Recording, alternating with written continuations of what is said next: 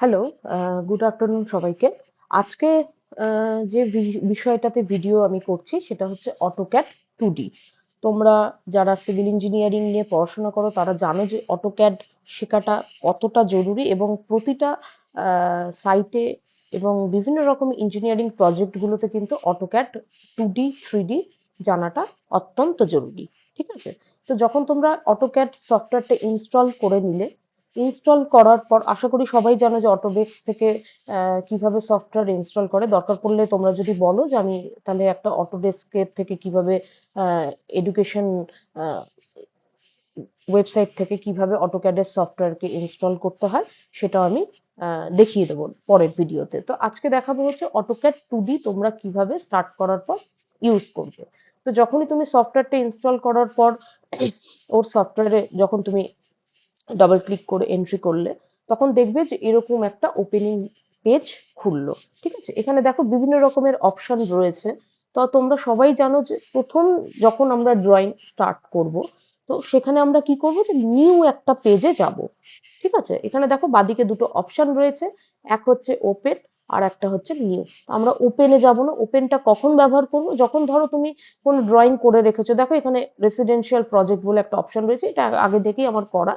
তো যদি এই প্রজেক্টটাতে আমি ঢুকতে যেতাম তাহলে আমি ওপেন থেকে গিয়ে এই রেসিডেন্সিয়াল প্রজেক্টে গিয়ে আমি ওপেন করতাম ওই পেজটা, যেহেতু আমি অলরেডি ড্রয়িং করে নিয়েছি। কিন্তু আজকে যেহেতু বা যখন তোমরা নতুন ড্রয়িং করবে তখন তুমি সবসময় ওপেনে যাবে। তো ওপেনে গিয়ে ক্লিক করবে ফার্স্ট, এটাতে এন্ট্রি করার পর। এন্ট্রি করার পর যখন তুমি ওপেনে গেলে, নিউতে নিউতে ওপেন ক্লিক করার পর দেখবে এরকম একটা পেজ খুলবে। ঠিক আছে? এখানে দেখবে স্ক্রিনটাতে যদি তুমি ভালো করে লক্ষ্য করো তাহলে দেখবে কিছু স্কোয়ার প্যাটার্ন তুমি এখানে দেখতে পাবে। স্কোয়ার স্কোয়ার প্যাটার্ন ব্যাক সাইডে, এগুলোকে বলে হচ্ছে গ্রিড প্যাটার্ন। ঠিক আছে?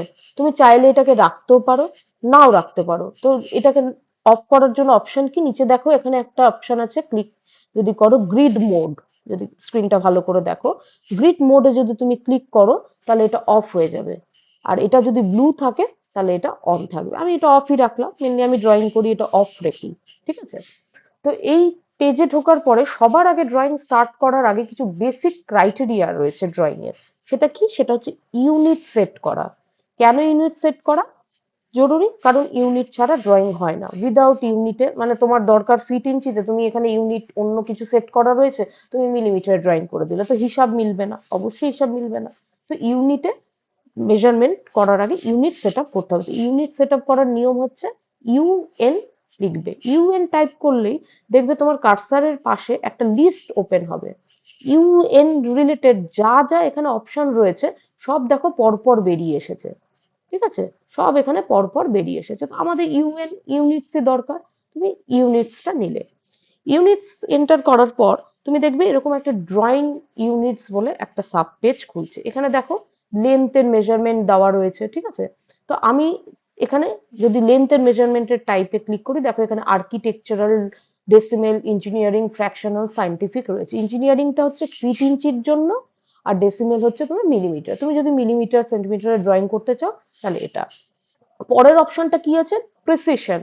প্রেসিশনটা যদি ক্লিক করো দেখবে এখানে 0 থেকে 0.0, 0.00, 0.000, 0.40 এই অপশনগুলো রয়েছে। এটার মানে কি?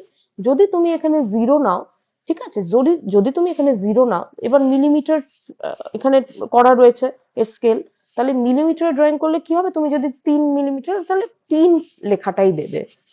3-এর পরে পয়েন্ট দিয়ে আর জিরো থাকবে না, মানে পয়েন্টের পরে কোনো অপশন থাকবে না। পরের অপশনটা যদি নাও, 0.0 নাও, তাহলে পয়েন্টের পরে একটা ডিজিট কিন্তু তোমায় দেখাবে। আবার যদি পরের অপশনটা 3 নম্বর অপশনটা যদি নাও তাহলে পয়েন্টের পরে দুটো অপশন, দুটো ডিজিট তোমাকে দেখাবে। ঠিক আছে? তো তোমার যেটা পছন্দ, তুমি পয়েন্টের পরে দুটো জিরো রাখতে পারো, একটা জিরো রাখতে পারো, তোমার ইচ্ছে। তো আমি এখানে জিরোই রাখলাম, আমি বা 0.0 রাখলাম। ঠিক আছে? নেক্সট এখানে কি, এখানে বলছে যে ইন্টারসেকশন স্কেল। এখানে বলছে ইউনিটসের স্কেলটা নিতে। এখানে তুমি ফিট ইঞ্চিতেও ড্রয়িং করতে পারো, মিলিমিটারেও করতে পারো, সেন্টিমিটারেও করতে পারো। আমি এখানে মিলিমিটার রাখলাম। ঠিক আছে? মিলিমিটার রাখলাম, বা আমি ফিট ইঞ্চিতেও রাখতে পারি, আমার যেটা ইচ্ছে। ঠিক আছে? মিলিমিটার রাখলাম। আর কিছু এখানে হাত দেওয়ার প্রয়োজন নেই, দিয়ে তুমি ওকে করে দিলে। ওকে করার পর মেন শিটে তুমি ঢুকে গেলে, এই হয়ে গেল তোমার ইউনিট সেট করা হয়ে গেল। ঠিক আছে, এখানে দেখো নিচে একটা অপশন রয়েছে এই অর্থ বলে, অর্থ মোড। নিচে দেখো যদি ভালো করে লক্ষ্য করো কার্সারটা যেখানে রয়েছে আমার, অর্থ মোড। অর্থ মোডটা অন থাকলে কি হবে, অফ থাকলে কি হবে? যদি এটাকে অফ রাখো, অফ রাখার পর এই লাইনে ক্লিক করে যদি তুমি একটা লাইন ড্র করো, ঠিক আছে, এখানে একটা লাইন ড্র করে নেক্সট লাইনটা যখনই যাবে, ওই লাইন থেকে যখনই তুমি নেক্সট লাইনে যাবে, দেখো এখানে 90 ডিগ্রিতে দিচ্ছে, 90 ডিগ্রিতে দিচ্ছে তোমাকে, কিন্তু 40 বা কিছুতে, বা তোমার ধরো 42 বা 38 এরকম অ্যাঙ্গেলে দরকার, অ্যাঙ্গেলটা তোমাকে কিন্তু শুধুই 90 ডিগ্রি দেবে। ঠিক আছে, এখানে কোনো রকম তুমি এই লাইনটাকে কিন্তু বেন্ড করতে পারবে না বা অ্যাঙ্গেলে আনতে পারবে না যদি তোমার এই অর্থ মোড অন থাকে। অর্থ মোডটাকে যদি এবার অফ রাখো, তাহলে দেখো এই লাইনটা কিন্তু অ্যাঙ্গেলে শো করছে, তুমি যেটা খুশি অ্যাঙ্গেল দিতে পারবে। এতক্ষণ 90 ডিগ্রি ছিল, দেখো এখানে 141 ডিগ্রি অ্যাঙ্গেল, বা এখানে 34 35 ডিগ্রিতে এখানে কিন্তু অ্যাঙ্গেলে লাইনটা শো করছে। ঠিক আছে, তো এরকম কিছু ছোট ছোট অনেক অপশন রয়েছে যেটা আমরা আস্তে আস্তে ড্রয়িং করতে করতে শিখবো।